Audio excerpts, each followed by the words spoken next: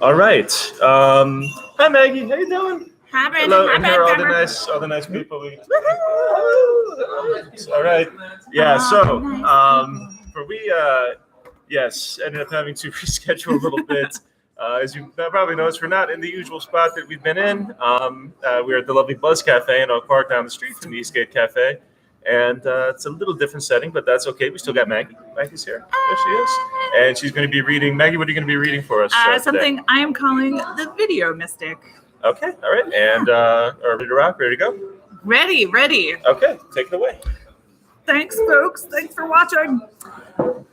And I should mention, this piece is something of a first attempt at writing out what would be a graphic novel, hopefully in the future. Just an attempt to say, you know what, you're going to script it anyway, try it out, see how it sounds in a novel. So yeah, here we go. Did you know the world, this whole plane of existence, is heavy with ghosts? Did you know that enough displaced souls with nowhere to go will start clouding your judgment, impairing your intuition, working to make you ill at ease, filled with unrest? And I don't even blame them. If I were stuck in the world without a purpose, without an afterlife, without a means of communication, I'd probably end up petty and miserable myself. I am petty and miserable because it's true. I know firsthand, and I'm stuck here waving aimlessly like an errant fuzz on the carpet squares of the last remaining video rental shop open on 14th and Arden Street because I lost my body like an idiot. The first ghost I ever saw told me that I should never trust a ghost, even her. But that's the thing, I totally trust her. She used to be Shivani Karim, born in Westminster in 1898. I'm still looking up her death record. She's my first ghost. I didn't want to offend her by asking outright. She's smaller than me, which is saying something. You've seen me down here. She looks super young. And she wears this old-timey traveling suit and a hat. Her boots have the white part with the buttons. When she needs me, she just comes to my kitchen table, which is also my bedroom because this apartment's too small. And she's got a bit of an obsession with finding her last living relatives. We spend a lot of time Googling, she and I. I first saw her for a split second, that time when they found me unconscious by the roadside. I woke up in a hospital, but it felt like I was a long way away, like I was picking vegetables in this thin air pass on a rocky mountain. And then I was in this chokingly hot, wet marsh place. And then I walked through birch trees in the snow. Then pow! Welcome home. It was her with me in that hot marsh, or I was her, hunched over a book, writing page after page of fevered nonsense in teeny tiny lettering. Holy crap. Do you think it's a near-death thing? Like, I found her moments before her little heart gave out or something? Well, I know how she found me. She said that I was considered a jackpot among the dense, untethered spirit populace, a living body devoid of consciousness. She got me to the hospital. She hoisted me up on my own 2 feet and took me on a joyride. A short one, she said. I guess a guilty conscience made Shivani reconsider just taking me over outright and pushing my formless consciousness out. But the others, she told me, won't think twice. They see an unoccupied beating heart and they go for it. The comatose, yeah. Seizure sufferers, definitely. Sleeping babies, come to mama. Ghosts are ruthless, she said. If they see an opportunity to take over motor functions and speech, forget it. They will take it. And that's exactly what happened to me. Again, I'm still here. I'm grasping uselessly at carpet threads because someone ripped my consciousness right out of my body and just walked off. It was another ghost, a different ghost, a walking nightmare. This one found me and stalked me for days, like she knew just where to hunt me. I'd catch this ghost out of a corner of my eye, staring back at me from shop windows, from subway glass. She was unsettling. Her eyes would peer out from my reflection when the streets were silent and the trains were empty, and she'd lead with her bent nose, strings of greasy hair covering her face. And she'd show me her weapons, a dozen tiny glinting knives strapped in 2 rows across her chest. I knew she wasn't really there. I knew that there was nothing she could do, but on Friday, I saw her Under a flickering fluorescent lamp at the far end of the branch station transfer tunnel, she took 2 running steps toward me, and then she was gone. But I could still hear her footfalls. Then I saw just the glint of her knife near my eye. It didn't touch me, but I felt loose, like I was falling into myself. I tried to scream, but she cut again, and my voice slipped down into my spine. My hands wouldn't reach. My knees wouldn't bend. My eyes stared forward into nothing, until this ghost reached down into my hands and stretched them on, like gloves. She stuck a shoulder in one side, a leg in the other, and jostled me on like a suit. She adjusted the cheeks and the jaw until they were comfortable, took a look at where I would have been, and then just walked away. Holy hell! Don't trust any of us, Shivani said. And I wish she was here with anything I could use. Shivani has been conspicuously absent from my kitchen, the bedroom table since this other shadow creeper stepped into the fray, and I have no idea what I should do. It takes all my concentration just to manipulate space. It's impossible. When you have no weight or dimension or means of propulsion, I can't kick off, I can't push or pull, but there is one really amazing feature about being formless. If you concentrate really intensely on a place or a person, you can will yourself to that place. You could be with that person. And I did it completely on accident. There was no time, no space. I mean, if you want your nice warm bed enough, then you can break enough laws of physics to get there, just not enough to feel the thread count. Which is the absolute nicest and cruelest thing. A nice warm bed that I will never touch. Useless, but gave me an idea. There was one person I could ask for help. The video store clerk downstairs, Corey Manfredi. He's had a little experience with the dead. He's a bit pudgy, long, oily hair, permanent hunch, and the makings of a neckbeard. On the day I moved upstairs, he told me all about the ghosts. Earth's soul saturation, he called it, and how he could talk to them. At the time, I just wanted to rent my copy of Bring It On in peace, but my body had been taken on a joyride by Shivani, and I had a ghost problem now, and I had absolutely no other resources, so I said, show me. Corey then clunked open the locks of an old-fashioned stained valise, opened the lid, and unveiled 11 VHS cassettes, each a little old and fragile. They're all good enough to play, Corey explained, but I don't rent them, I read them. Do you want to buy a reading of your tapes? And he pointed to a side above the register that read film readings and other spiritual services starting at $15. Out of sheer morbid curiosity, I plunked down the $15. Corey said he needed perfect quiet to hear the vibrations. What do you mean vibrations? I asked, but he didn't have to explain. When he hovered his fingers just millimeters over the tapes, I watched most of the videos sit, unmoving. But as he passed over one cassette, it began to tremor, just a little. Fun trick. He pulled out the VHS, a beaten-up copy of The Great Escape with Steve McQueen, and placed it in front of me. Is this my, Corey held up a hand, complete silence.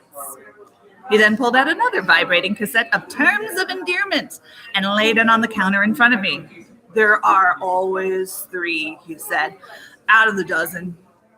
And I was about to whisper that there were only 11 tapes, snug in the valise, when we heard a rattle and crash come from the back room. Corey and I looked back for a moment, and he whispered, oh boy. In a split second, a videotape launched itself from across the carpeted floor and then tinged against the wires of the horror display rack. It was a mangled copy of Peaches with a wisp of unspooled vinyl tape dangling out. Stand back, Corey warned. I keep this one separate from the others. It doesn't get along with them.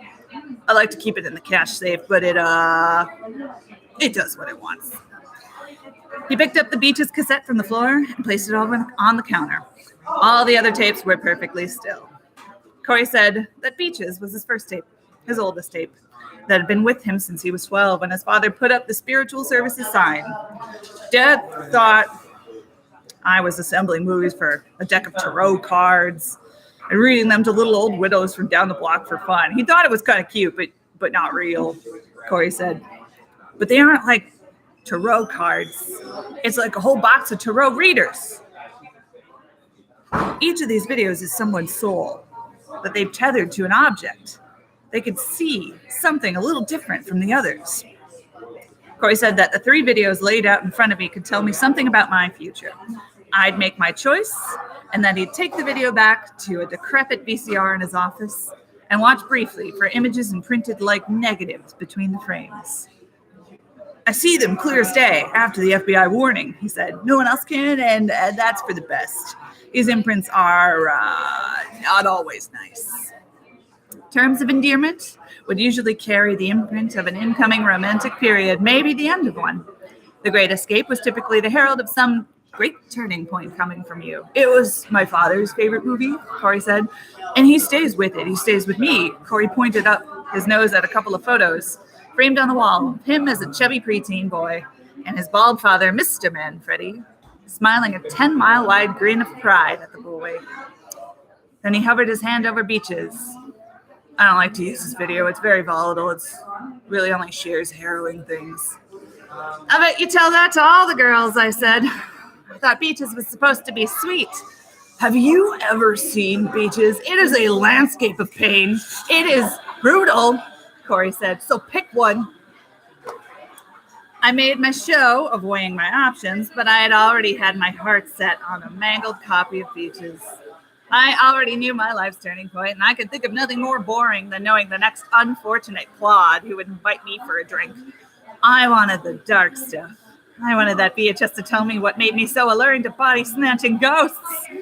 I gave my tape to Corey, who went back to his VCR in defeat, watching the warped video in semi-darkness. He let the snowy film reel forward into the FBI warning and the coming attractions. He didn't stop even when the picture cycled up and out of frame or if the music went pitchy. And when Corey returned, he looked confused.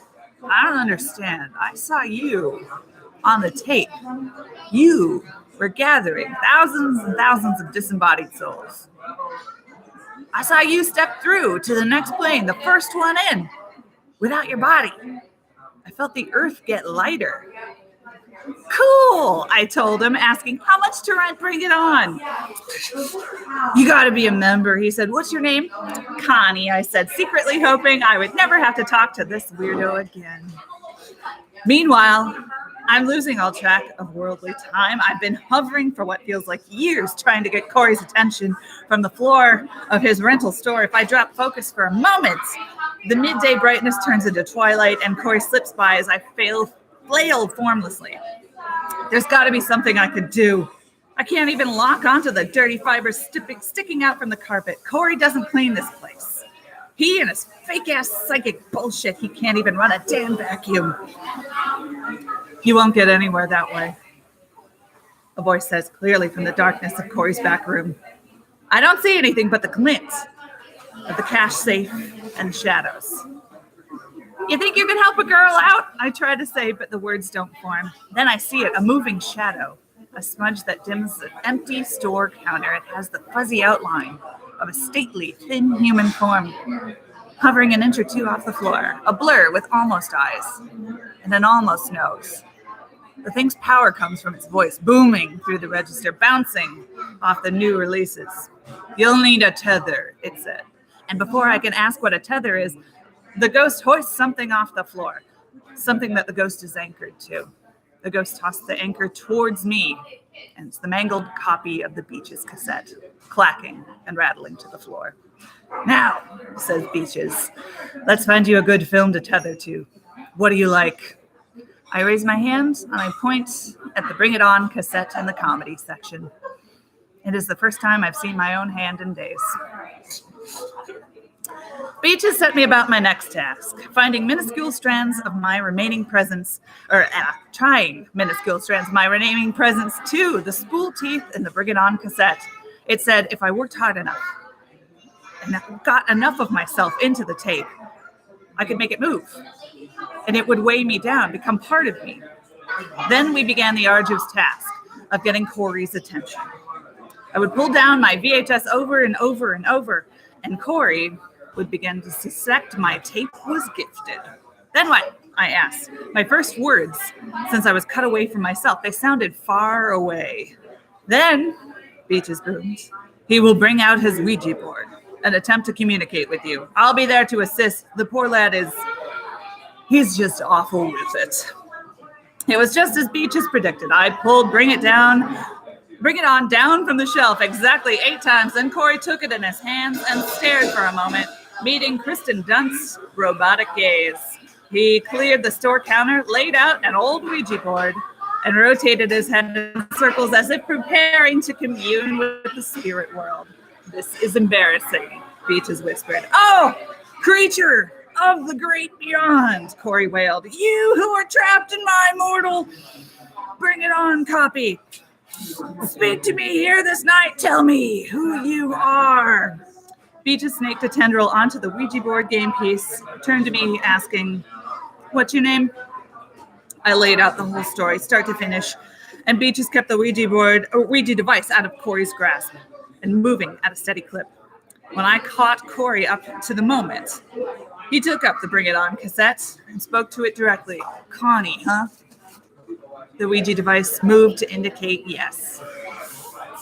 Well, I don't know how to help you, Connie. I wish I did, Corey said, stepping away from the counter to flip the close sign and lock the door. Beaches lifted an appendage, and its tethered cassette clanged against the movie racks. Beaches stretched up, taking up more space, furling and unfurling. Corey couldn't see the massive thing that Beaches was becoming, but he did look concerned. He backed away, grabbing for the nearest weapon, a broom. Beaches boomed, he can't help you, but I can. The Beaches VHS tape began rapidly unspooling, almost vomiting vinyl tape.